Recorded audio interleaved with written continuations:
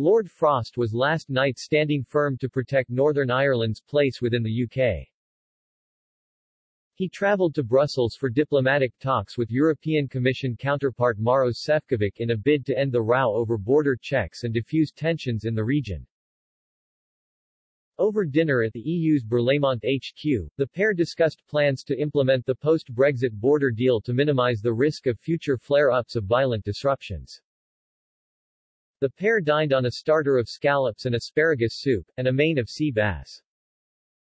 Sources on both sides said they were keen to find a way to cool tensions in Northern Ireland after rioting broke out over the long Easter weekend. The Northern Ireland Protocol has been blamed as one of the factors behind the recent violence amid concerns from unionists it undermines their place in the UK. UK and EU officials have been locked in intensive talks for several weeks over possible solutions to minimize the number of customs checks on goods being shipped to the region from mainland Britain.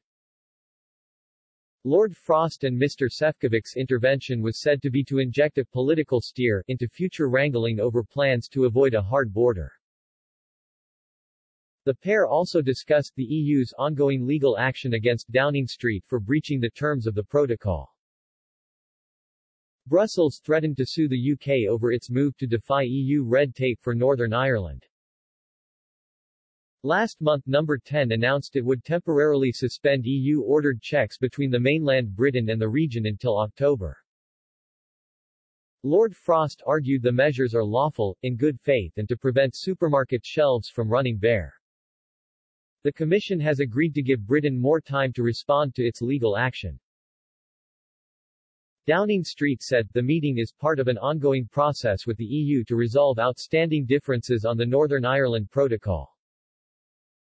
A European Commission spokesman added, the meeting is part of our intense efforts to find joint solutions to the implementation of the protocol. The bloc is insisting on the full implementation of the protocol, including on a series of NIGB trade checks. One proposal floated by Eurocrats in recent technical talks involved an EU-UK veterinary agreement to eliminate checks on animal products crossing the Irish Sea. The initial concept was rejected by British officials because it would involve the UK aligning with rules set by Brussels. But a potential compromise could emerge if the EU agrees to recognize robust Britain's food safety standards as equivalent to the bloc's. It was said Lord Frost would insist that the government won't sign up to an agreement that allows for continued meddling in the affairs of a sovereign nation. Ahead of his dash to the Belgian capital, the peer met with Irish Foreign Minister Simon Coveney as part of his bid to broker a compromise. Dublin is seen a more pragmatic partner than Brussels by Number 10, with insiders claiming Eurocrats don't fully understand the complexities of the peace process. Following the talks, Mr. Coveney said, we need to talk seriously about how the protocol is being managed, how it can be implemented in a way that listens to the concerns many in Northern Ireland have and what flexibilities are possible. Meanwhile, furious EU capitals have voiced frustrations with MEPs for undermining the bloc's position in the wrangling over Northern Ireland.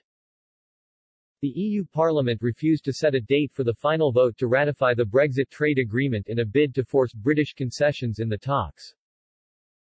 But their threat angered member states, including Germany, who are worried it will weaken the EU's negotiating position.